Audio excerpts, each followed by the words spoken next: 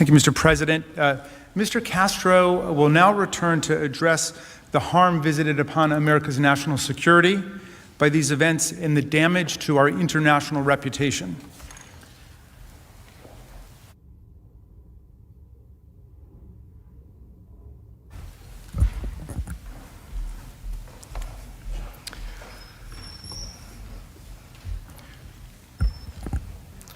My colleagues discussed with you the many harms to our nation as a result of President Trump's conduct. Now, I'd like to spend some time talking about the harm to our national security and our standing in the world.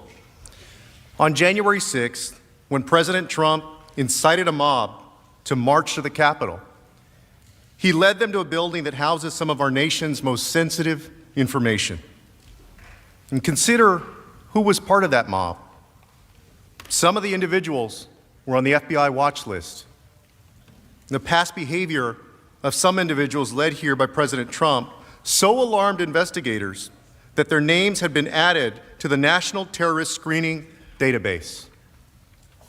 And at least one of the insurrectionists may have intended to steal information and give it to a foreign adversary. According to charging documents, Riley Williams allegedly helped steal a laptop from Speaker Pelosi's office to, quote, send the computer device to a friend in Russia, who then planned to sell the device to SVR, Russia's Foreign Intelligence Service. While we can't be certain if or how many foreign spies infiltrated the crowd, or at least coordinated with those who did, we can be sure that any enemy who wanted access to our secrets would have wanted to be part of that mob inside these halls. And the point is this: many of the insurrectionists that President Trump incited to invade this chamber were dangerous. People on the FBI watch list, violent extremists, white supremacists. And these insurrectionists, incited by President Trump, threatened our national security. Stealing laptops again from Speaker Pelosi's office, taking documents from Leader McConnell's desk, snapping photographs, as you saw in the videos earlier, in sensitive areas, ransacking your offices, rifling through your desks. The President of the United States, the Commander-in-Chief, knew the risk of anyone breaching the Capitol. He swore an oath to preserve, protect, and defend this country. And yet, he incited them here to break into the Capitol. Senators, as you all know, we have spent trillions of dollars building the strongest military in the world and billions of dollars on the most sophisticated weaponry on the planet to prevent the kind of attack that occurred at this Capitol on January 6th. And here's what the insurrectionists incited by President Trump did. Hey, let's take a seat, people! Let's take a seat! Nancy Pelosi. Let's vote on some shit! Oh my God, we did this shit. We took this shit. I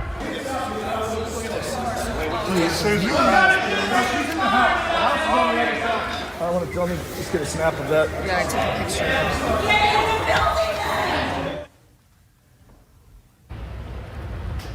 In many ways, this room is sacred, and so are the traditions that it represents. They've been carried on for centuries. Congress has declared war 11 times on this floor, including entering World War II. And Congress passed the Civil Rights Act and expanded the right to vote to ensure that no matter your race or your gender, you have a voice in our nation. And this floor is where history has been made. And now, our intelligence agencies and law enforcement agencies have the burden to figure out exactly what was stolen, taken, ransacked, and compromised. As acting U.S. Attorney Michael Sherwin explained, quote, materials were stolen, and we have to identify what was done, mitigate that, and it could have potential national security equities. These investigations are necessary now because of the actions of President Trump. And it wasn't just the people that he led here the intelligence agencies have to look into. It's also what they took and what they gathered. And it was the very fact that this building with so much sensitive information and some classified information that this Capitol was breached. And think about it. Every foreign adversary considering attacking this building got to watch a dress rehearsal, and they saw that this Capitol could be overtaken. As Elizabeth Newman, a former Trump administration official, stated, quote, "You have terrorists who would love to destroy the Capitol. They just saw how easy it was to penetrate. We just exposed a huge vulnerability." And it's not just the Capitol. This attack has implications for all government buildings. And Senator Rubio made this point well.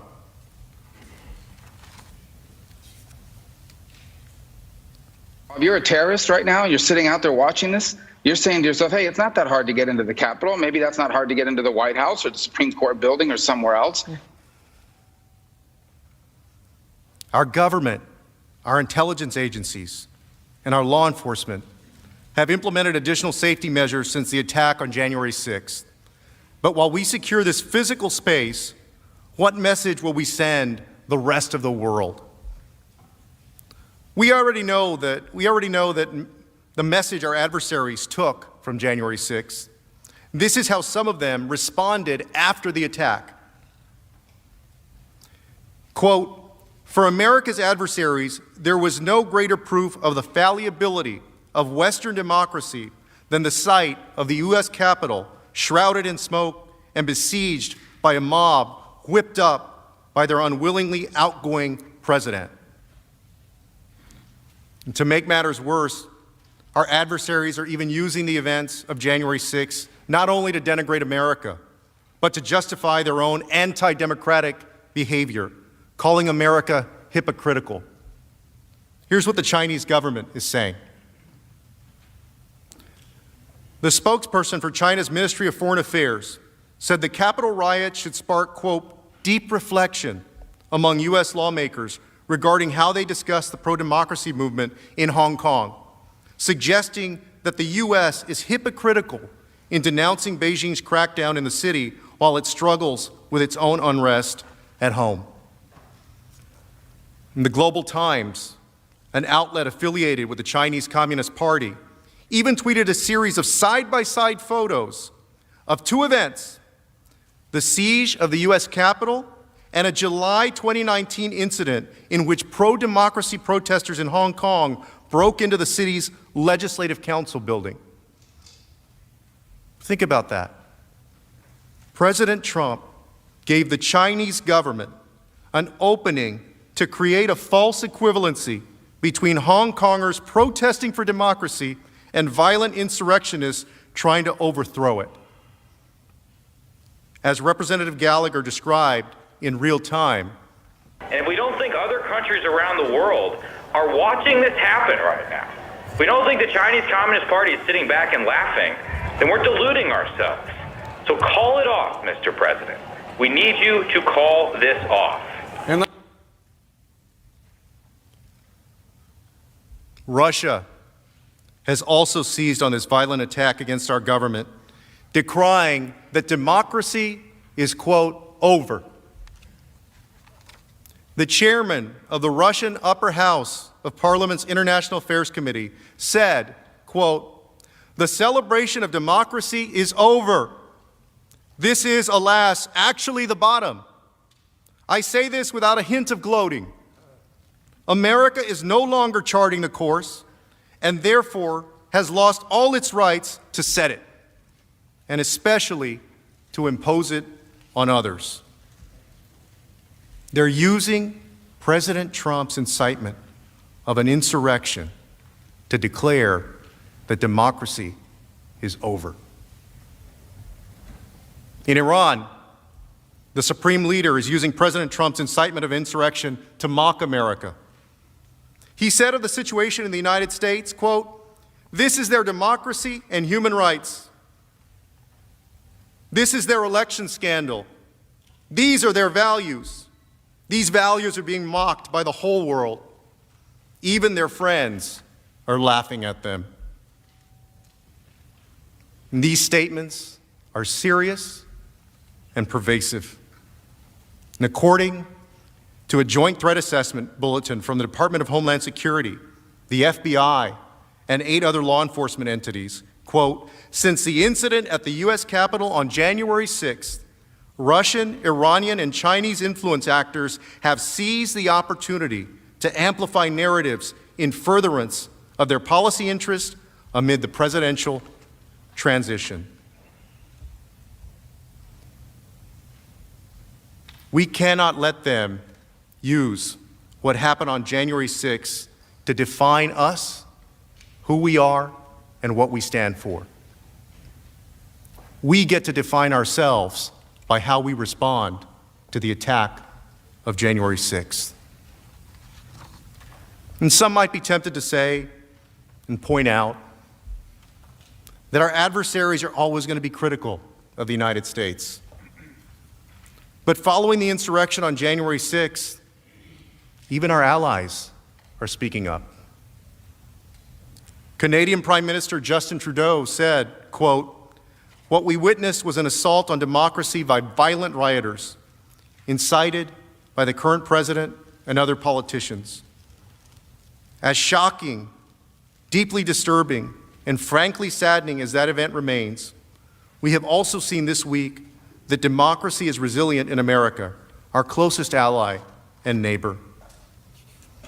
The German foreign minister said, quote, "This closing of ranks begins with holding those accountable who are responsible for such escalations. That includes the violent rioters, and it also includes their instigators." The world is watching and wondering whether we are who we say we are. Because when our other countries have known chaos, our Constitution has helped keep order in America. This is why we have a Constitution. We must stand up for the rule of law, because the rule of law doesn't just stand up by itself. After the insurrection, my colleagues on the House Foreign Affairs Committee, the chairman and the ranking member, issued a bipartisan statement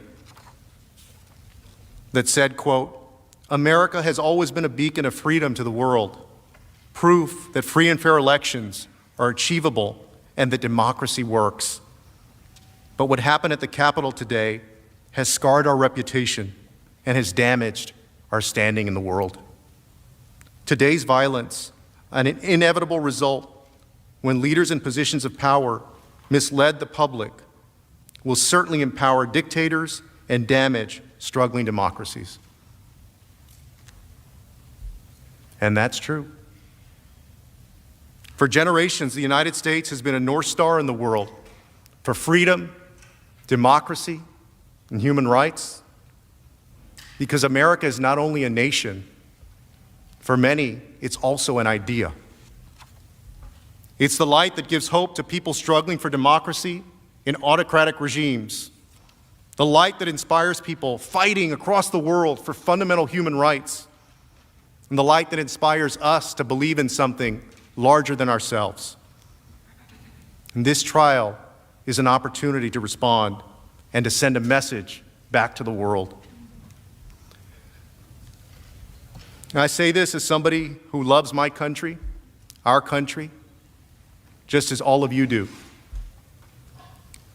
There is a lot of courage in this room, a lot of courage that has been demonstrated in the lives of the people in this room.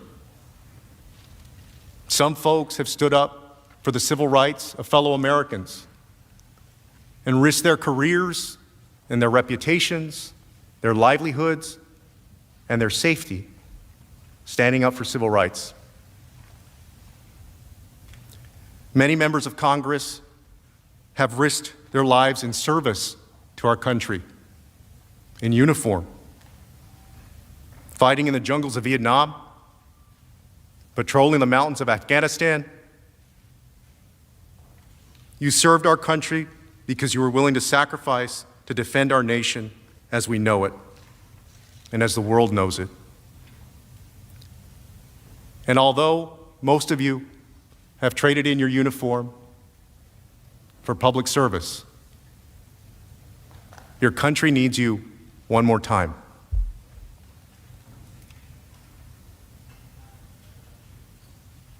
The world watched President Trump tell his big lie. The world watched his supporters come to Washington at his invitation. And the world watched as he told his supporters to march here to the Capitol. And President Trump, our commander-in-chief at the time, failed to take any action to defend us, as he utterly failed in his duty to preserve, protect, and defend. And now, the world is watching us, wondering whether our constitutional republic is going to respond the way it should, the way it's supposed to, whether the rule of law will prevail over mob rule. Because the answer to that question has consequences far beyond our own borders. Think of the consequences to our diplomats and negotiators as they sit at tables around the world to enforce our agenda on trade, the economy, and human rights. To fail to convict a president of the United States who incited a deadly insurrection, who acted in concert with a violent mob, who interfered with the certification of the Electoral College votes, who abdicated his duty as commander-in-chief, would be to forfeit the power of our example as a North Star on freedom, democracy, human rights, and most of all, on the rule of law. And to convict Donald Trump would mean that America stands for the rule of law, no matter who violates it. Let us show the world that January 6th was not America. And let us remind the world that we are truly their North Star.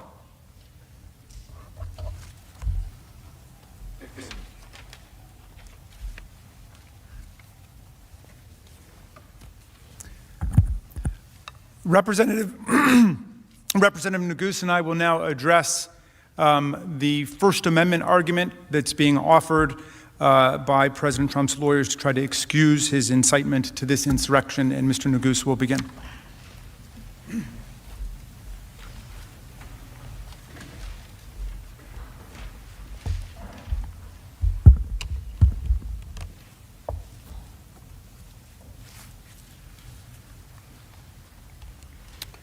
Mr. President, distinguished senators, good afternoon. You have heard over the course of the last several days overwhelming evidence that President Trump incited an insurrection. But as Lead Manager Raskin mentioned, as we prepare to close, we'd be remiss if we didn't just briefly address the principal defense that the President will offer to excuse his conduct, and that is this notion that he can't be held accountable for what happened on January 6th because his actions are somehow protected by the First Amendment. Now, let's stop a moment and try to really understand the argument that they are making. According to President Trump, everything he did, everything we showed you that he did, was perfectly okay for him to do, and for a future president to do again. And the Constitution, apparently, in their view, forbids you from doing anything to stop it. That can't be right. It can't be. And it isn't right. Their argument is meant as a distraction. They are concerned not with the facts that actually occurred, the facts that we've proven, but with an alternative set of facts, where President Trump did nothing but deliver a controversial speech at a rally. Of course, that's not what we've charged in the article of impeachment, and it's not what happened. You will hear from my colleague, Lead Manager Raskin, the many myriad reasons why this argument that they make is wrong on the law, completely. Not just around the edges. They make major, fundamental mistakes of constitutional law, the kind that Lead Manager Raskin tells me wouldn't cut it in his first year law course, which of course he certainly would know since he has taught this subject for decades. And that explains why so many lawyers who've dedicated their lives to protecting free speech, including many of the nation's most prominent conservative free speech lawyers, have described President Trump's First Amendment claims as, quote, legally frivolous. There's another quote from a recent letter from prominent free speech lawyers that, quote, the First Amendment is no bar to the Senate convicting former President Trump and disqualifying him from holding future office. Their argument is wrong on the facts, wrong on the law, and would flip the Constitution upside down. Let's start with the facts, because as you'll see, his free speech claim depends on an account of what he did, of why we're here, that has no basis in the evidence. To hear his lawyers tell it, he was just some guy at a rally expressing unpopular opinions. They would have you believe that this whole impeachment is because he said things that one may disagree with. Really? And make no mistake, they will do anything to avoid talking about the facts of this case. That I can assure you. Instead, we expect they will talk about a lot of other speeches, including some given by Democratic officials, and they will insist with indignation that the First Amendment protects all of this as though it were exactly the same. We trust you to know the difference because you've seen the evidence that we've seen. You've seen, as we've proven over the last 3 days, that his arguments completely misdescribe the reality of what happened on January 6th. They leave out everything that matters about why we're here and what he did. Because President Trump wasn't just some guy with political opinions who showed up at a rally on January 6th and delivered controversial remarks. He was the President of the United States. And he had spent months,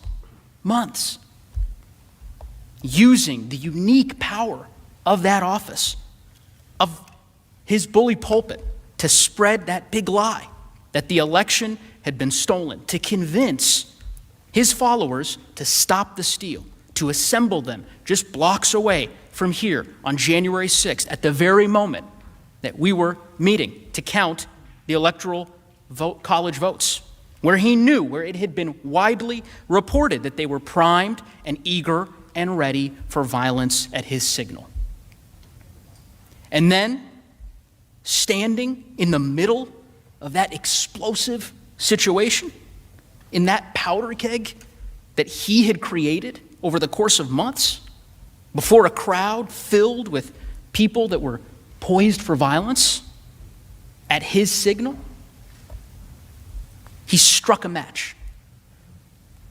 And he aimed it straight at this building, at us.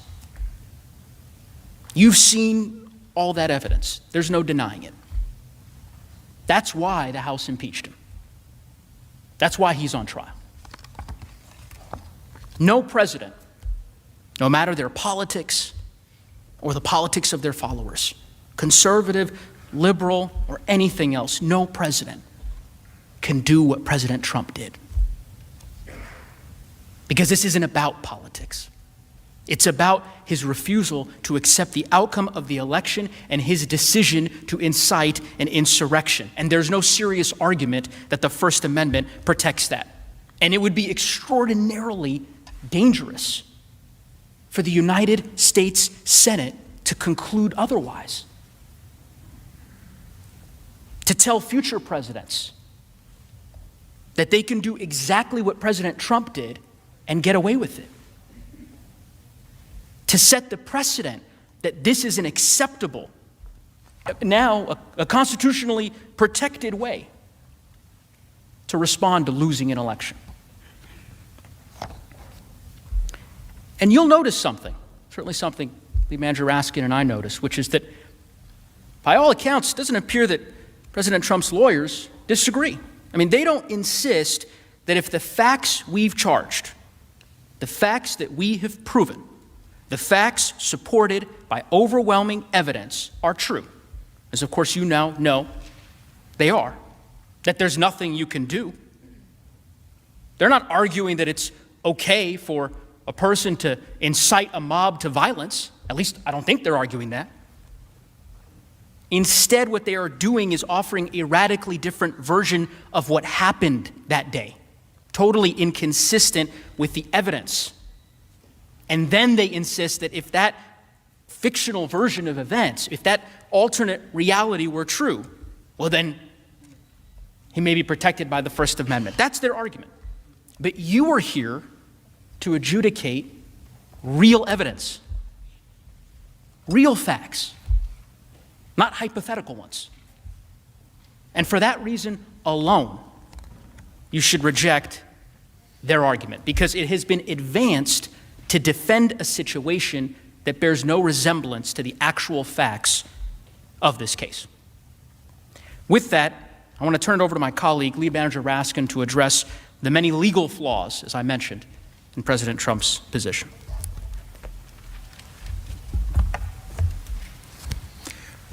So Mr. Neguse just explained why President Trump's last-ditch First Amendment arguments got nothing to do with the actual facts of the case.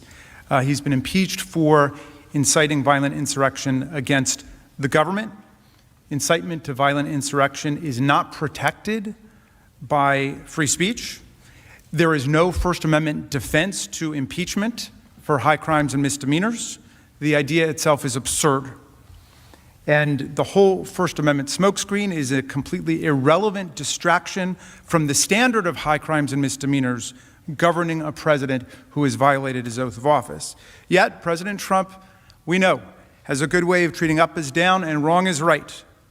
He tried to pull off the biggest election fraud in American history by overturning the results of the 2020 election, even as he insisted that his own fraud was in fact an effort to stop the steal, to stop a fraud, a vast conspiracy that he blamed on local and state officials of both political parties, the media, election officials, the judiciary, federal, state, members of Congress, many others. Anybody who wouldn't go along with them was part of the conspiracy.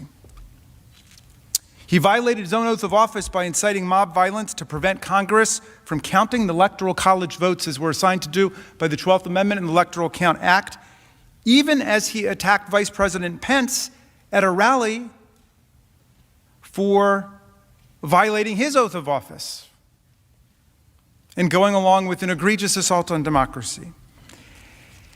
Now he argues that the Congress is violating his free speech rights when it was Donald Trump who incited an insurrectionist attack against us that halted speech and debate on the floor of the House and the Senate during the peaceful transfer of power, and that imperiled the very constitutional order that protects freedom of speech in the first place, along with all of our other fundamental rights.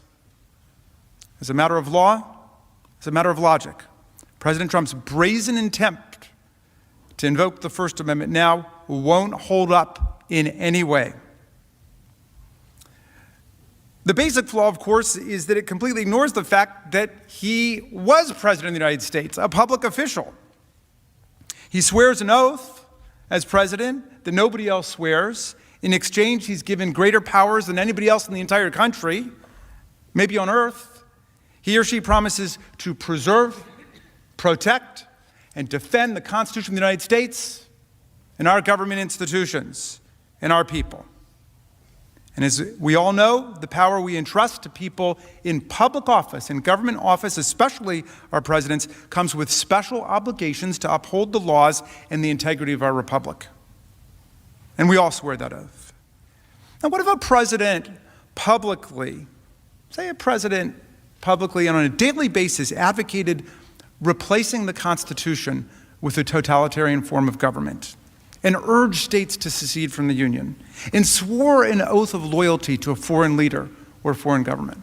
Well, as a private citizen, you couldn't do anything about people using those words to advocate totalitarianism, to advocate secession from the Union, to swear an oath of personal loyalty to a foreign leader or a foreign government or country. You couldn't. That's totally protected. If you tried to prosecute somebody for that, as a prosecutor, you would lose. But it is simply inconceivable, unthinkable, that a president could do any of these things. Get up and swear an oath to foreign governments or leaders, advocate totalitarianism, advocate secession, and not be impeached for it. It's just unthinkable that that could happen. Would that violate their First Amendment rights? The opposite view pressed here by President Trump's counsel would leave the nation powerless to respond to a president who uses the unmatched power, privilege, and prestige of his or her office, the famous bully pulpit, in ways that risk the ruin of the republic, all for his or her own ambition and corruption and lust for power. Everyone should be clear. There's nothing remotely exotic about what we're saying. It should be common sense to everybody. Common sense about this understanding of the First Amendment as it applies to public servants, cops, firefighters, teachers, everybody across the land. My daughter, who I mentioned earlier in the trial, she's a teacher in a public school. And courts have said teachers teach, but if they go off script and they start advocating totalitarianism, treason, or what have you, they're not living up to the duties of their office as teacher, they can be fired. Everybody knows that. And it happens all the time, by the way, including to cops and firefighters and people on the front lines. It happens all the time. In fact, it happened countless times to people fired by President Trump for their statements or ideas about things, including on election fraud, not long ago. There were people in the government who lost their jobs because the president didn't like what they said or what they wrote. Now, as I mentioned yesterday, and I can't help but repeat it, Justice Scalia got it exactly right on this. He wrote on these cases about how the First Amendment affects people who take on a public office, who take on public employment. And he summed it up like this. He said, you can't ride with the cops, but root for the robbers. You can't ride with the cops, but root for the robbers. That's what Justice Scalia said. And when it comes to the peaceful transfer of power, to the rule of law, to respecting election outcomes, our president, whoever he or she is, must choose the side of the Constitution. Must. And not the side of the insurrection or the coup or anybody who's coming against us. And if he or she chooses the wrong side, I'm sorry, there's nothing in the First Amendment or anywhere else in the Constitution that can excuse your betrayal of your oath of office. It's not a free speech question. But there's more. Let's play make-believe and pretend that President Trump were just a run-of-the-mill private citizen, as my colleague Mr. Nagu said, just another guy at the rally who's just expressing a deeply unpopular opinion, because we shouldn't overlook the fact that while there were thousands of people in that violent mob, they represent a tiny, tiny, tiny part of less than 1% of the population, and the vast majority of the American people reject the kind of seditious mob violence that we saw on January 6th. But let's say that he were just another guy in the crowd that day. It is a bedrock principle that nobody can incite a riot. The First Amendment doesn't protect it. Key case, Brandenburg versus Ohio. There's no First Amendment protection for speech directed to inciting or producing imminent lawless action and likely to produce such action. And for all the reasons you've heard, based on the voluminous, comprehensive, totally unrefuted, and we think irrefutable, but we're eager to hear our colleagues, based on all the evidence you've heard, and for all the reasons you've heard, that definition of proscribable speech fits President Trump's conduct perfectly. This is a classic case of incitement. And you don't have to take my word for it. The 144 free speech lawyers Mr. Neguse mentioned, who include many of the nation's most dedicated, most uncompromising free speech advocates, unlike Mr. Trump, of course, but these people agree that there is a powerful case for conviction under the Brandenburg standard, even if the President of the United States were just to be treated like some guy in the crowd. And they add, the First Amendment is no defense to the article of impeachment leveled against the former president. And I mention the Brandenburg standard not because it applies here. Of course it doesn't, since this is an impeachment. It's not a criminal trial, and there's no risk of jail time. Let's be clear about that. The president doesn't go to jail for 1 week, 1 day, 1 hour, or 1 minute based on impeachment and conviction and disqualification from further office. Rather, I mention it to emphasize that absolutely nobody in America would be protected by the First Amendment if they did all the things that Donald Trump did. Nobody made Donald Trump run for president and swear an oath to preserve, protect, and defend the Constitution on January 20th, 2017. But when he did, by virtue of swearing that oath and entering this high office, he took upon himself a duty to affirmatively take care that our laws would be faithfully executed under his leadership. All of the laws against federal destruction of property, all of the laws. We expected him in everything he said and everything he did to protect and preserve and defend our constitutional system, including the separation of powers. But instead, he betrayed us. And as Representative Cheney said, it was the greatest betrayal of a presidential oath in the history of the United States of America. The greatest. As I mentioned yesterday, President Trump is not even close to the proverbial citizen who falsely shouts fire in a crowded theater. He is like the now proverbial municipal fire chief who incites a mob to go set the theater on fire and not only refuses to put out the fire, but encourages the mob to keep going as the blaze spreads. We would hold that fire chief accountable. We would forbid him from that job ever again, and that's exactly what must happen here. There are hundreds of millions of citizens who can be president. Donald Trump has disqualified himself, and you must disqualify him too. Just like the fire chief who sends the mob, President Trump perverted his office by attacking the very Constitution he was sworn to uphold. In fact, that's one reason why this free speech rhetoric at this trial is so insidious. His conduct represented the most devastating and dangerous assault by a government official on our Constitution, including the First Amendment in living memory. We wouldn't have free speech or any other rights if we didn't have the rule of law, peaceful transfer of power, and a democracy where the outcome of the election is accepted by the candidate who lost. We had it all the way up until 2020. And the central purposes of the First Amendment are democratic self-government and civic truth-seeking, two purposes that President Trump sought to undermine, not advance, in the course of his conduct, as we have definitively demonstrated at this trial. The violence he incited threatened all of our freedoms. It threatened the very constitutional order that protects free speech, due process, religious free exercise, the right to vote, equal protection, and the many other fundamental rights that we all treasure and cherish as citizens of the United States. The First Amendment does not create some superpower immunity from impeachment for a president who attacks the Constitution in word and deed while rejecting the outcome of an election he happened to lose. If anything, President Trump's conduct was an assault on the First Amendment and equal protection rights that millions of Americans exercised when they voted last year, often under extraordinarily difficult and arduous circumstances. Remember, the First Amendment protects the right of the people to speak about the great issues of our day, to debate during elections, and then to participate in politics by selecting the people who will be our leaders. And remember, in American democracy, those of us who aspire and attain to public office are nothing but the servants of the people. Nothing. Not the masters of the people.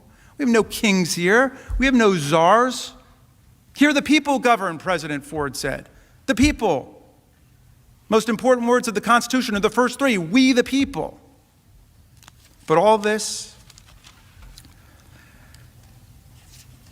means little if a president who dislikes the election results can incite violence to try to replace and usurp the will of the people as expressed in the states. Ignore the judicial branch of government and then run over the legislative branch of government with a mob. President Trump's high crimes and misdemeanors sought to nullify the political rights and sovereignty of the American people. Our right as a people to deliberate, to form opinions, to persuade each other to vote, and then to decide who our president will be. The sovereignty of the people. That's an attack on the First Amendment, I would say. In addition, President Trump's actions were a direct attack on our own freedom of speech here in the Capitol. Members of Congress are sent here to speak for their constituents. That's why we have our own little mini free speech clause, the speech and debate clause. That's literally our job. We come here and represent the views of our people. The attack that President Trump incited forced members of Congress to stop speaking and to literally flee for our lives and the lives of our staffs and our families. The man whose statements and actions halted speech in Congress, speech related to the peaceful transfer of power, has no right to claim that free speech principles prevent this body from exercising its constitutional powers to hold him accountable for his offense against us. You know, Voltaire said famously, and our founders knew it, I may disagree with everything you say, but I will defend with my life your right to say it. President Trump says, because I disagree with everything you say, I will overturn your popular election and incite insurrection against the government. And we might take a moment to consider another Voltaire insight, which a high school teacher of mine told me when a student asked, when was the beginning of the Enlightenment? And she said, I think it was when Voltaire said, anyone who can make you believe absurdities can make you commit atrocities. There's no merit whatsoever to any of the free speech rhetoric, the empty free speech rhetoric you may hear from President Trump's lawyers. He attacked the First Amendment, he attacked the Constitution, he betrayed his oath of office. Presidents don't have any right to do that. It's forbidden, so that our republic may survive. The people are far more important than that. The precedent he asked you to create, which would allow any future president to do precisely what he did, is self-evidently dangerous. And so there can be no doubt, none at all, the president lacks any First Amendment excuse or defense or immunity. He incited a violent insurrection against our government. He must be convicted.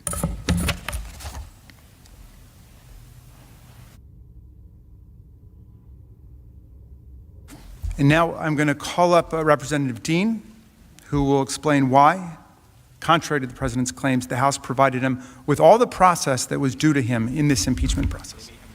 Oh, I'm sorry, Mr. Liu is going to do that.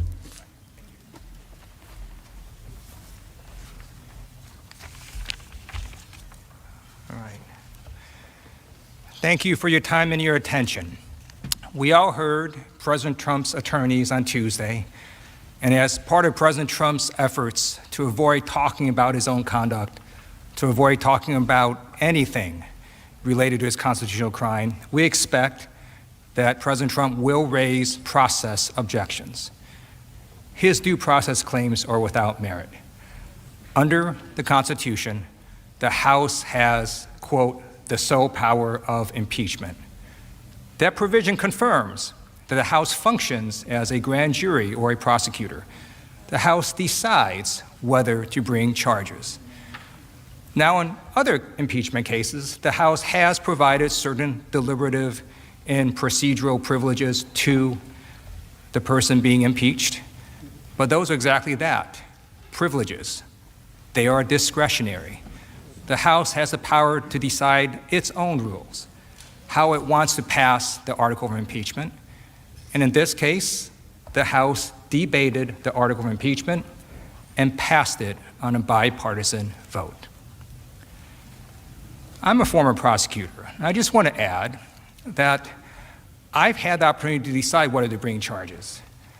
And when you see a crime committed in plain view, prosecutors don't have to spend months investigating before they bring charges. I note that in this case, in fact, hundreds of people have been arrested and charged by prosecutors for the violence on January 6th. There was no reason for the House to wait to impeach the man at the very top that incited the violence. I'd also like to emphasize that the House had good reason to move quickly. This was an exigent circumstance. This was not a case where there was hidden conduct or some conspiracy that required months and maybe years of investigation. This case does not raise very complicated legal issues. The gravity of the president's conduct demanded the clearest of responses from the legislature, particularly given that the president was still in office at the time the House approved this article, and rumors of further violence echoed around the country. They still do. There must be absolutely no doubt that Congress will act decisively against a president that incites violence against us. That is why the House moved quickly here. And President Trump, who created that emergency, cannot be heard to complain that the House impeached him too quickly for the emergency he caused. Another point on the due process question. Earlier in this trial, President Trump's attorneys suggested that the House somehow deliberately delayed the transmission of this article of impeachment. That is simply not accurate. When the House adopted this article of impeachment on a bipartisan vote, we were ready to begin trial. But the Senate was not in session at the time. And when we inquired as to our options, Senate officials told us clearly and in no uncertain terms that if the clerk of the House attempted to deliver the article of impeachment to the Secretary of the Senate before the Senate reconvened, that the clerk of the House would have been turned back at the door. That's why the trial did not begin then. It's another reason why the president's objections of due process are meritless. And finally, let me just conclude that you all are going to see and have seen a full presentation of evidence by the House, and you're going to hear a full presentation by the president's attorneys. You're going to be able to ask questions. The Senate has the sole power to try all impeachments. President Trump is receiving any and all process that he is due right here in this chamber.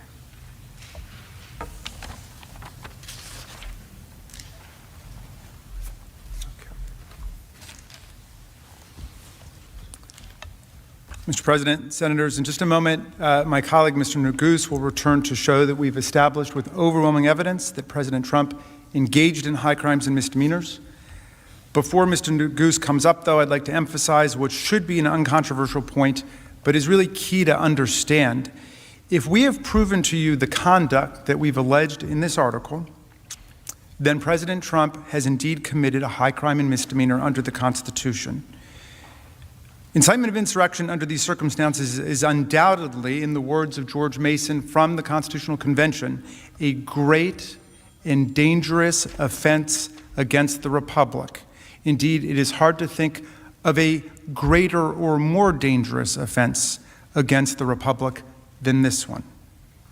So, to be very precise about this, I hope we all can agree today that if a president does incite a violent insurrection against the government, he can be impeached for it. I hope we all can agree that that is a constitutional crime. Another key point. While President Trump's lawyers may be arguing otherwise, the question here is not whether President Trump committed a crime under the federal code or DC law or the law of any state. Impeachment does not result in criminal penalties, as we keep emphasizing. No one spends a day in jail. There are not even criminal or civil fines. Centuries of history, not to mention the constitutional text, structure, and original intent and understanding, all confirm the teaching of James Wilson, another framer who wrote that impeachments and offenses come not within the sphere of ordinary jurisprudence. Simply put, impeachment was created for a purpose separate and distinct from criminal punishment. It was created to prevent and deter elected officials who swear an oath to represent America, but then commit dangerous offenses against our republic. That's a constitutional crime. And senators, what greater offense could one commit than to incite a violent insurrection at our seat of government during the peaceful transfer of power?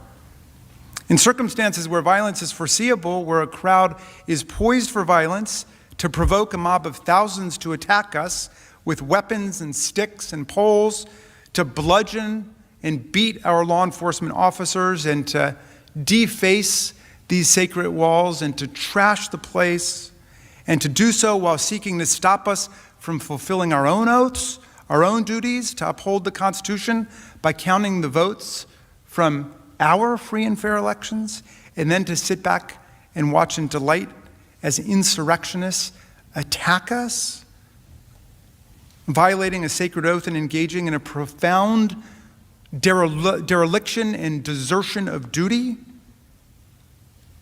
How can we assure that our Commander-in-Chief will protect, preserve, and defend us and our Constitution if we don't hold a president accountable in a circumstance like this? What is impeachable conduct if not this?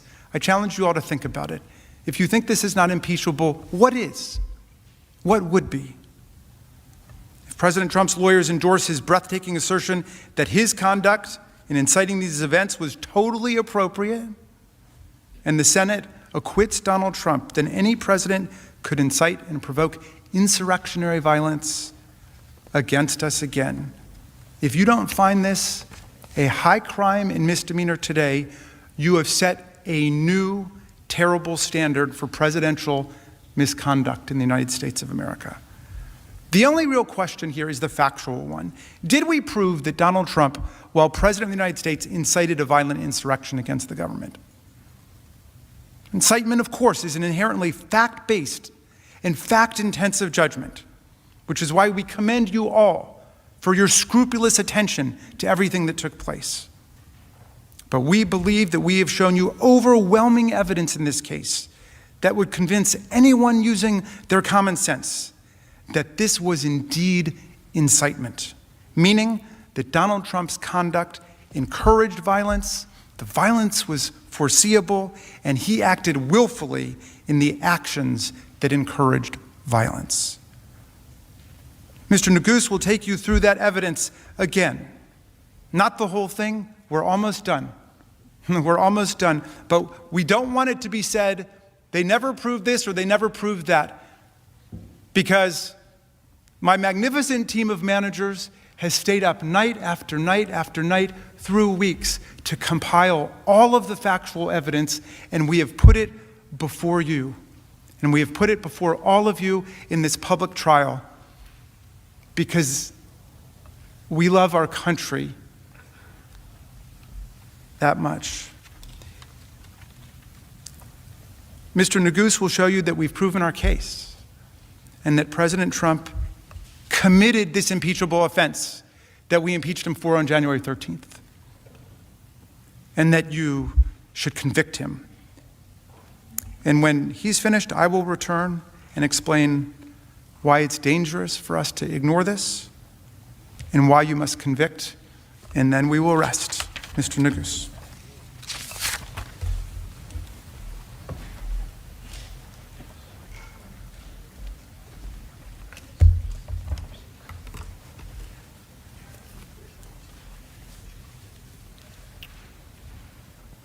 Mr. President, distinguished senators, good afternoon again. As my colleague, Lead Manager Raskin, mentioned, I know it's been a long few days, and I want to say thank you, that we're very grateful for your patience, for your attention, and the attention that you have paid to every one of our managers as they have presented our case. As Lead Manager Raskin mentioned, I hope, I trust that we could all agree that if a president incites a violent insurrection against our government, that that's impeachable conduct. So what I'd like to do as we close our case is just walk you through why our evidence overwhelmingly establishes that President Trump committed that offense.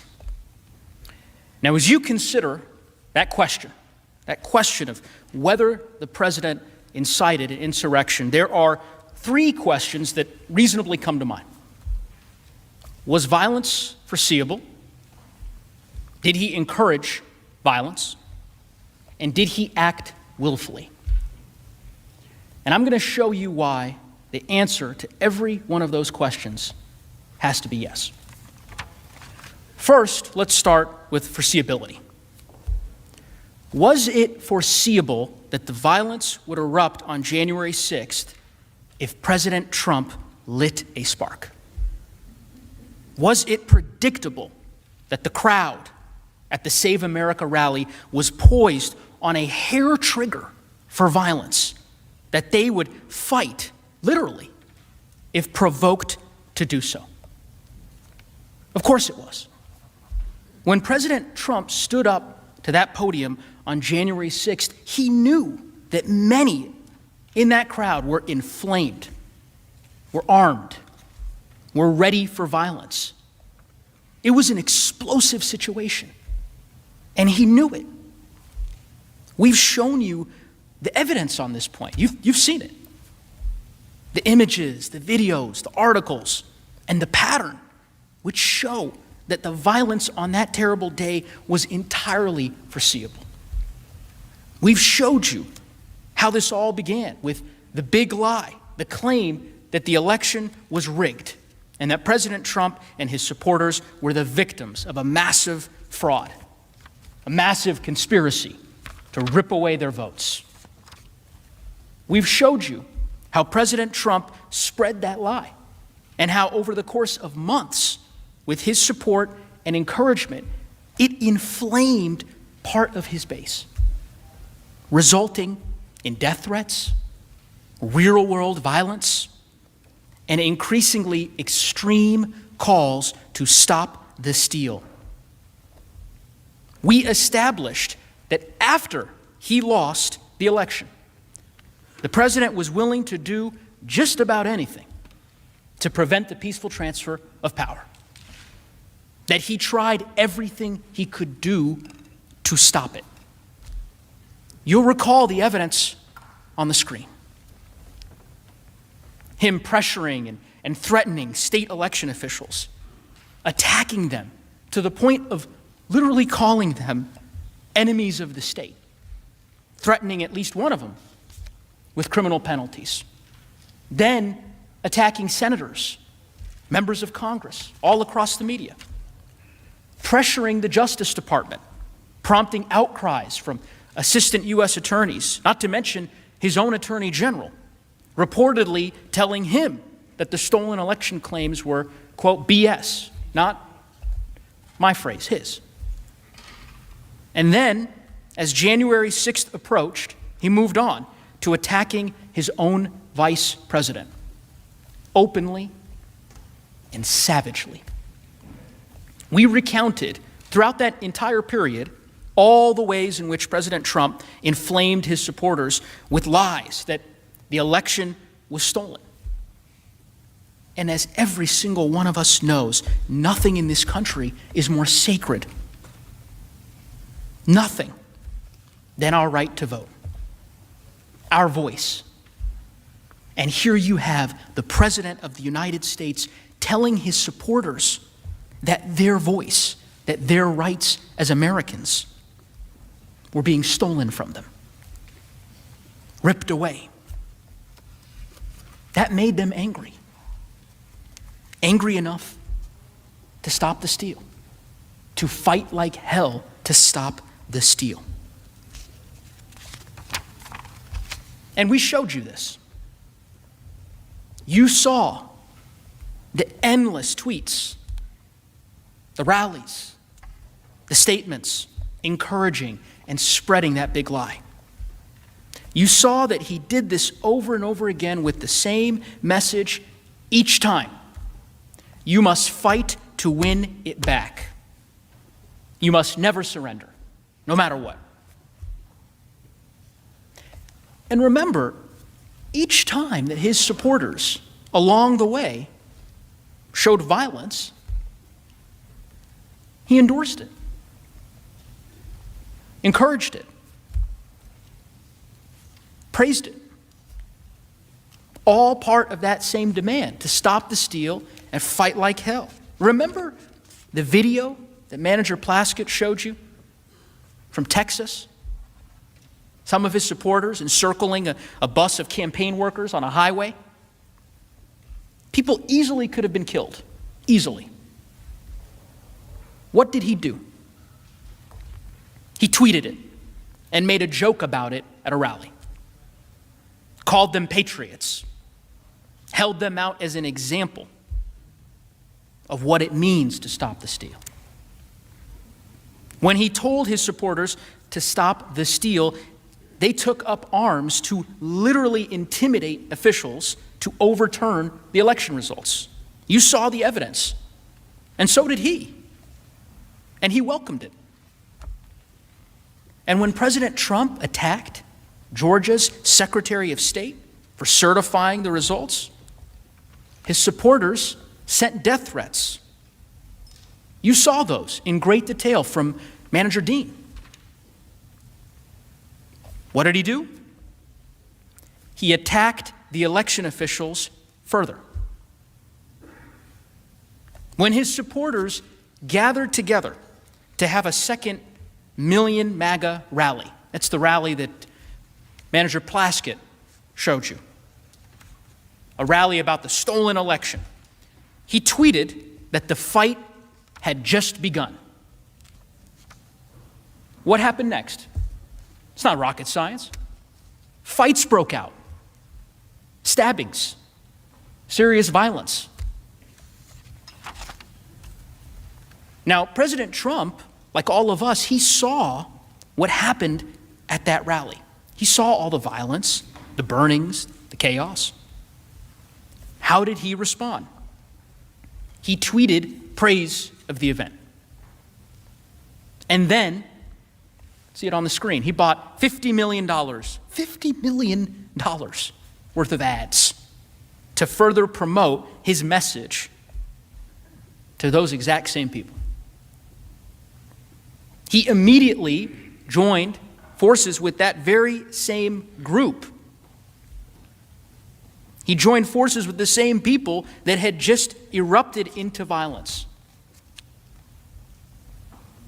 Was violence predictable? Was it obvious that the crowd on January 6th was poised for violence? Prepared for it? Absolutely. And this isn't just clear, looking back in time. It was widely recognized at the time. In the days leading up to January 6th, there were dozens, hundreds of warnings. And he knew it. He knew the rally would explode if provoked. He knew all it would take was a slight push. Remember, you heard from Manager Plaskett. the chatter on social media, websites that the Trump administration monitored and were known to the Trump operation. It showed that the people he invited to the January 6th rally took this as a serious call to arms. That this was not just any attack. It was to storm the Capitol if necessary, to stop the steal. And it wasn't just clear on these websites that the Trump administration was monitoring. I mean, the FBI issued reports about this as a credible threat, a threat to target us. Law enforcement made 6 arrests that night before. 6 arrests. Newspapers across the city warned of the risk of the violence. There can be no doubt that the risk of violence was foreseeable. And what did he do in the days leading up to the rally? Did he calm the situation? Ask yourself. I mean, did he call for peace? No. He didn't do that. He spread his big lie more. The most dangerous lie, as I mentioned, that Americans' votes were being stolen and that the final act of theft would occur here in the Capitol. And then he assembled all of those supporters. He invited them to an organized event on a specific day, at a specific time, matched perfectly to coincide with the joint session of Congress, to coincide with the steal that he had told them to stop by any and all means. Again, he was told by law enforcement and all over the news that these people were armed and ready for real violence. He knew it. I mean, he knew it perfectly well, that he had created this powder keg at his rally. He knew just how combustible that situation was. He knew there were people before him who had prepared, who were armed and armored. He knew they would jump to violence at any signal, at any sign from him that he needed them to fight, that he needed them to stop the steal. And we all know what happened next. Second question. Did he encourage the violence? Standing in that powder keg, did he light a match? Everyone knows the answer to that question. The hours of video you all have watched leave no doubt. Just remember what he said on January 6th. All of us here today do not want to see our election victory stolen. There's never been anything like this. It's a pure theft in American history. Everybody knows it. Make no mistake, this election was stolen from you, from me, and from the country. At the opening of... We will never give up. We will never concede. It doesn't happen. You don't concede when there's theft involved. And to use a favorite term that all of you people really came up with, we will stop the steal. We must stop the steal. We will not let them silence your voices. We're not going to let it happen.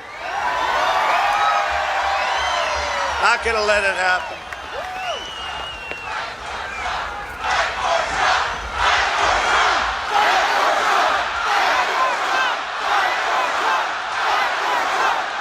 Thank you. And you have to get your people to fight, because you'll never take back our country with weakness. You have to show strength, and you have to be strong. And we fight. We fight like hell. And if you don't fight like hell, you're not going to have a country anymore. You may remember at the outset of this trial that I told you you'd hear 3 phrases over and over and over again. The big lie that the election had been stolen, stop the steal and never concede, and fight like hell. to stop that steal.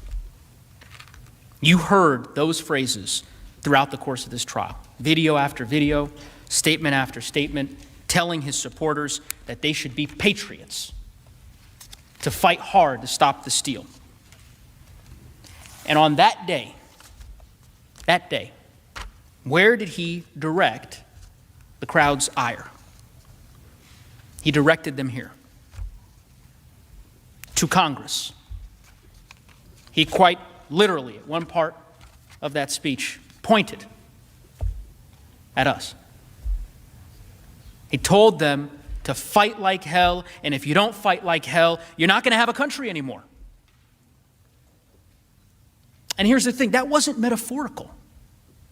It wasn't rhetorical. He'd already made it perfectly clear that when he said fight, he meant it. And that when followers, in fact, fought, when they engaged in violence, that he'd praise and honor them as patriots. He implied that it was okay to break the law because the election was being stolen. You heard it. You remember the clip that Manager Dean showed you earlier in this trial. He told them, quote is on the screen, when you catch somebody in a fraud, you're allowed to go by very different rules. Remember how all of his supporters, some of his supporters across social media were treating this as a war, talking about bringing in the cavalry? Well, President Trump made clear what those different rules were. He'd been making it clear for months. So, let's have trial by combat. And Rudy, you did a great job. He's got guts. You know what? He's got guts. Unlike a lot of people in the Republican Party, he's got guts. He fights.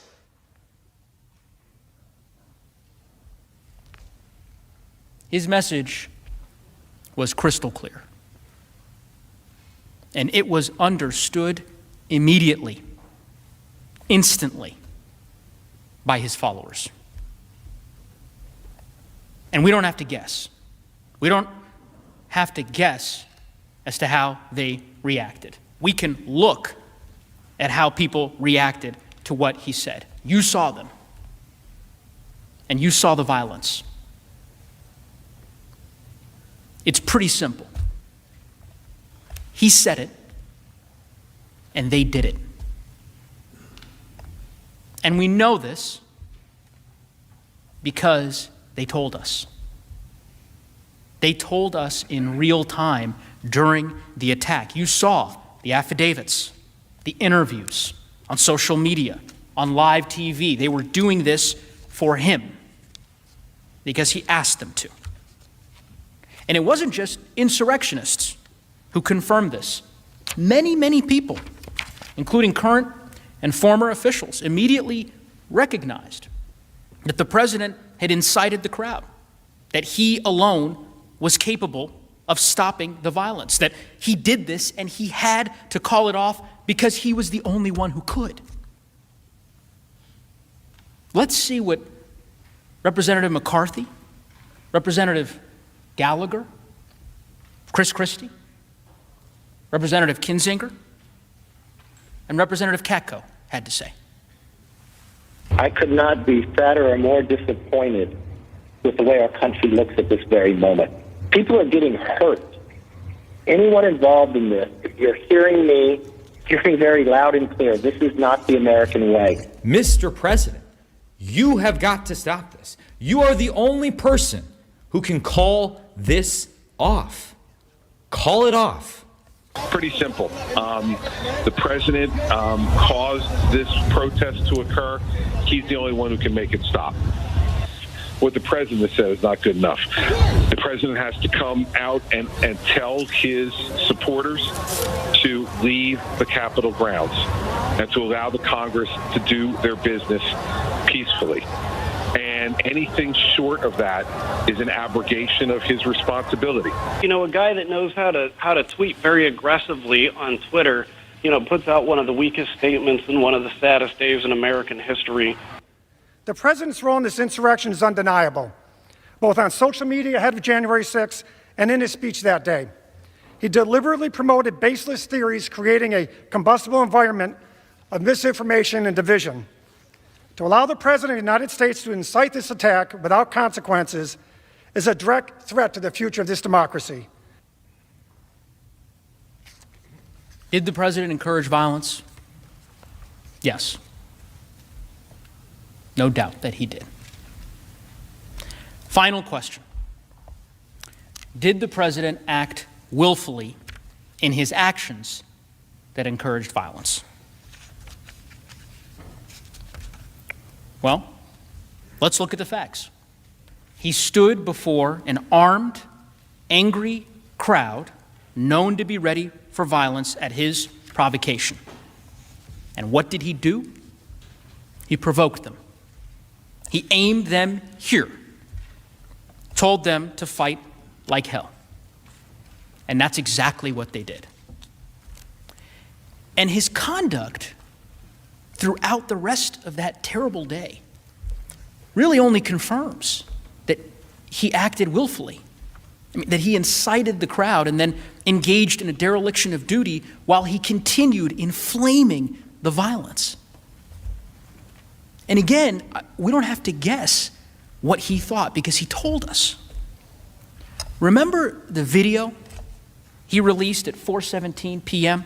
Lead manager Raskin showed that to you yesterday. The one where he said, quote, "We had an election that was stolen from us." Remember the tweet that he put out just a couple hours later, 6:01 p.m. on January 6th. You've seen it many times. You could see it on the slide. That these are the things that happen when a sacred landslide election victory is so unceremoniously and viciously stripped away. That is what he was focused on.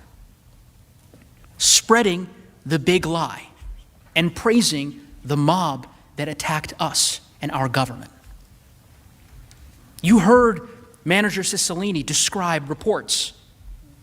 The president was delighted, enthusiastic, confused that others didn't share his excitement as he watched the attack unfold on TV. He cared more about pressing his efforts to overturn the election than he did about saving lives, our lives. Look at what President Trump did that day after the rally. It's important. He did virtually nothing. We've seen, Manager Castro mentioned this, that when President Trump wants to stop something, he does so simply, easily, quickly.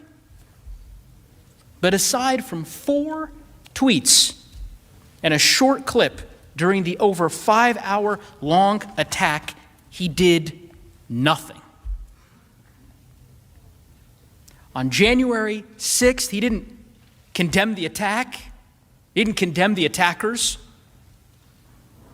didn't say that he would send help to defend us or defend law enforcement. He didn't react to the violence with shock or horror or dismay as we did. He didn't immediately rush to Twitter and demand in the clearest possible terms that the mob disperse, that they stop it, that they retreat. Instead, he issued messages in the afternoon that sided with them. The insurrectionists who had left police officers battered and bloodied. He reacted exactly the way someone would react if they were delighted, and exactly unlike how a person would react if they were angry at how their followers were acting.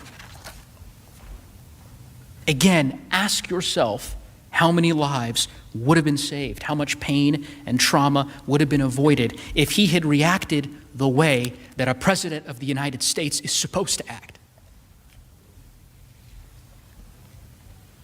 There are two parts of President Trump's failure here, his dereliction of duty, that I just have to emphasize for a moment. First is what he did to Vice President Mike Pence, the Vice President of the United States of America. His own Vice President was in this building with an armed mob shouting, "Hang him."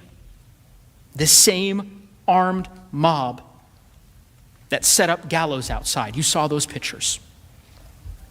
And what did President Trump do? He attacked him more. He singled him out by name. It's honestly hard to fathom. Second, our law enforcement. The brave officers who were sacrificing their lives to defend us, who could not evacuate or seek cover because they were protecting us. I'm not going to go through again what my fellow managers showed you yesterday, but let me just say this. Those officers serve us faithfully and dutifully, and they follow their oaths. They deserved a president who upholds his, who would not risk their lives and safety to retain power. A president who would preserve, protect, and defend them. But that's not what he did. When they, the police, still barricaded and being attacked with poles, he said in his video to the people attacking them, "We love you. You're very special." What more could we possibly need to know about President Trump's state of mind? Senators, the evidence is clear. We showed you statements, videos, affidavits that prove President Trump incited an insurrection that he alone had the power to stop. And the fact that he didn't stop it, the fact that he incited a lawless attack and abdicated his duty to defend us from it, the fact that he actually further inflamed that mob, attacking his vice president while assassins were pursuing him in this Capitol, more than requires conviction and disqualification.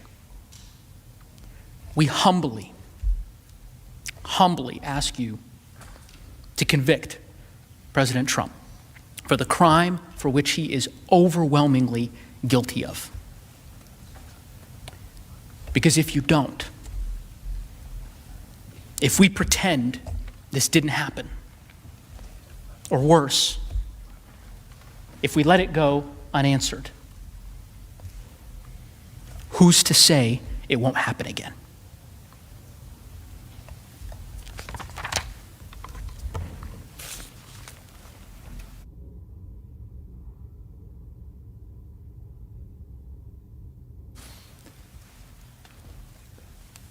Mr. President, members of the Senate, first of all, thank you for your close attention and seriousness of purpose that you've demonstrated over the last few days. Thank you also for your courtesy to the House managers as we've come over here, strangers in a strange land, to make our case before this distinguished and august body. We are about to close, and I am proud that our managers have been so disciplined and so focused. I think we are closing somewhere between 5 and 6 hours under the time that you have allotted to us. But we think we have been able to tell you everything we need to say. We will obviously have the opportunity to address your questions and then to do a final closing when we get there. I just wanted to leave you with a few thoughts. And again, I'm not going to re-traumatize you by going through the evidence once again. I just wanted to leave you with a few thoughts to consider as you enter upon this very high and difficult duty that you have to render impartial justice in this case, as you have all sworn to do. And I wanted to start simply by saying that in the history of humanity, democracy is an extremely rare and fragile and precarious and transitory thing. Abraham Lincoln knew that when he spoke from the battlefield and vowed that government of the people, by the people, and for the people shall not perish from the earth. But he was speaking not long after the Republic was created, and he was trying to prove that point, that we would not allow it to perish from the earth. For most of history, the norm has been dictators, autocrats, bullies, despots, tyrants, cowards who take over our governments. For most of the history of the world. And that's why America is such a miracle. We were founded on the extraordinary principles of the inalienable rights of the people and the consent of the governed and the fundamental equality of all of us. You know, when Lincoln said, government of the people, by the people, and for the people, and he hearkened back to the Declaration of Independence when he said 7 years ago, he knew that that wasn't how we started. We started imperfectly. We started as a slave republic. Lincoln knew that. But he was struggling to make the country better.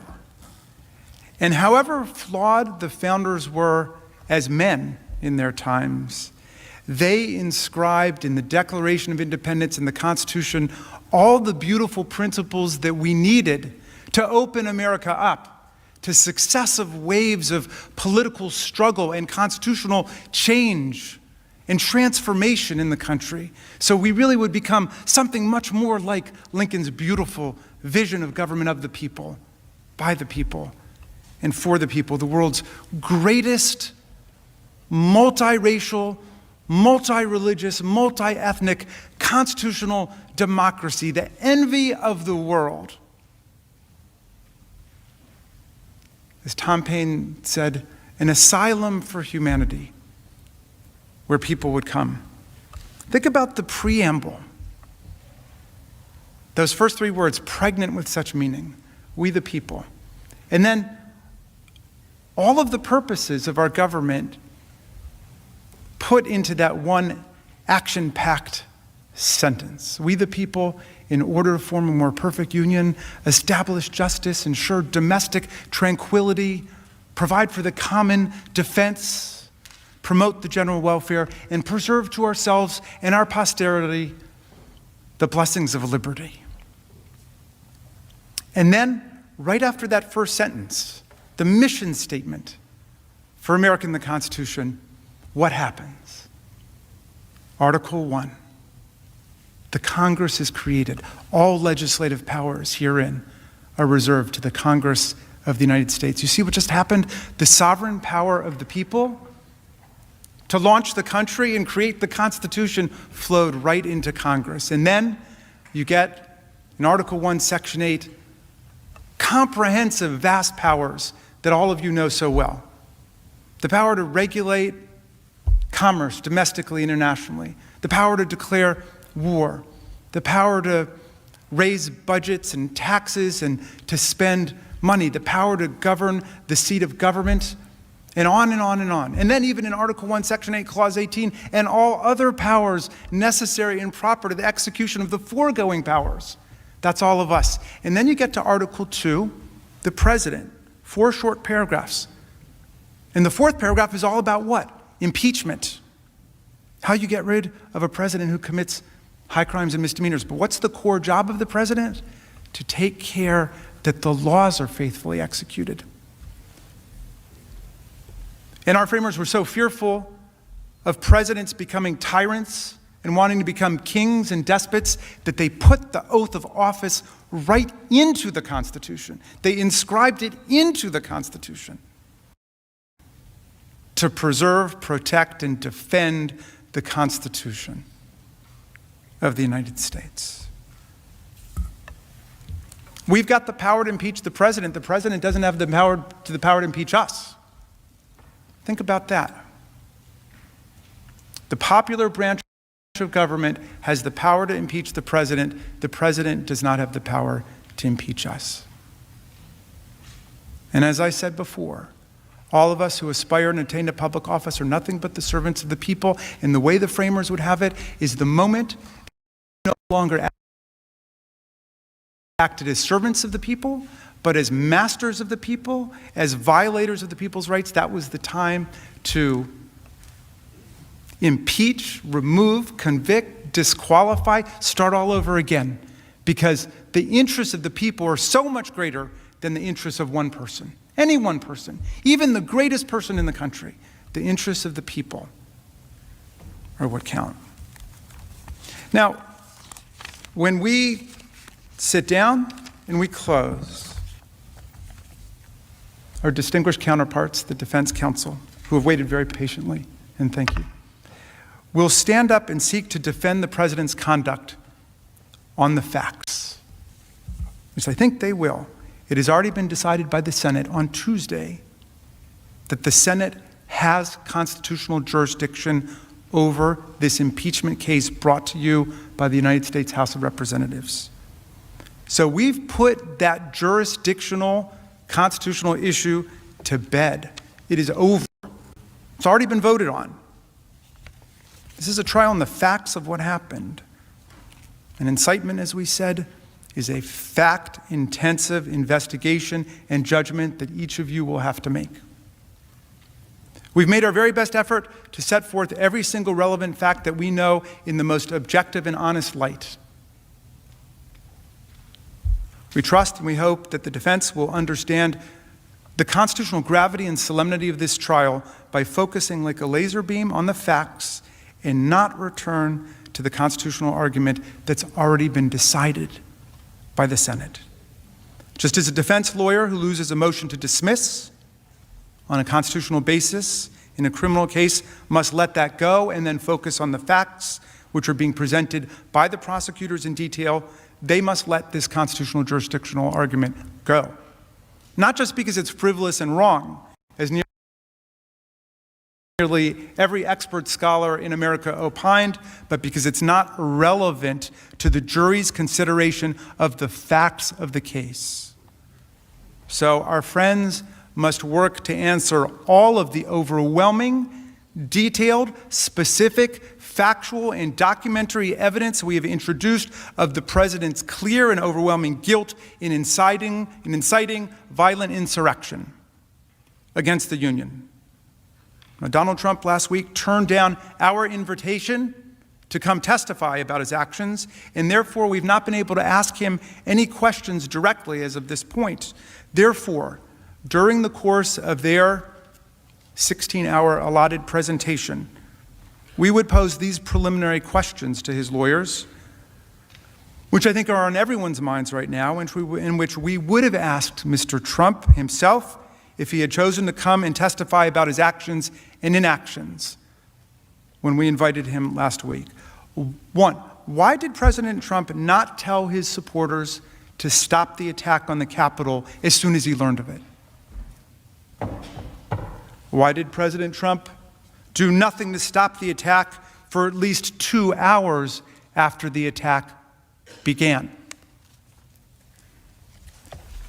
As our constitutional commander-in-chief, why did he do nothing to send help to our overwhelmed and besieged law enforcement officers for at least 2 hours on January 16th after the attack began? On January 6th, why did President Trump not at any point that day condemn the violent insurrection and the insurrectionists? And I'll add a legal question that I hope his distinguished counsel will address. If a president did invite a violent insurrection against our government, as of course we allege and think we've proven in this case, but just in general, if a president incited a violent insurrection against our government, would that be a high crime and misdemeanor? Can we all agree at least on that? Senators, I've talked a lot about common sense in this trial because I believe that's all you need to arrive at the right answer here. You know, when Tom Paine wrote Common Sense, the pamphlet that launched the American Revolution, he said that common sense really meant two different things. One, common sense is the understanding that we all have without advanced learning and education. Common sense is the sense accessible to everybody, but common sense is also the sense that we all have in common as a community. Senators, America, we need to exercise our common sense about what happened. Let's not get caught up in a lot of outlandish lawyers' theories here. Exercise your common sense about what just took place in our country. Tom Paine wasn't an American, as you know, but he came over to help us in our great revolutionary struggle against the kings and queens and the tyrants. And in 1776, in the crisis, he wrote these beautiful words. It was a very tough time for the country. People didn't know which way things were going to go. Were we going to win? Against all hope? Because for most of the rest of human history, it had been the kings and the queens and the tyrants and the nobles lording it over the common people. Could political self-government work in America was the question. And Paine wrote this pamphlet called The Crisis, and in it he said these beautiful words. And with your permission, I'm going to update the language a little bit, pursuant to a suggestion of Speaker Pelosi, so as not to offend modern sensibilities, okay? But he said, these are the times that try men and women's souls. These are the times that try men and women's souls. The summer soldier and the sunshine patriot will shrink at this moment from the service of their cause and their country. But everyone who stands with us now will win the love and the favor and the affection of every man and every woman for all time. Tyranny, like hell, is not easily conquered, but we have this saving consolation. The more difficult the struggle, the more glorious in the end will be our victory. Good luck in your deliberations.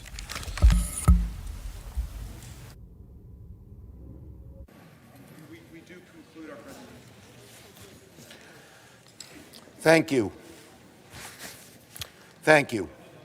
Now I have two, we're going to do the adjournment resolution in a moment. I have two other things that we have to do. They're quick. First, Mr. President, I ask unanimous consent that it be in order to make several unanimous consent requests as if in legislative session.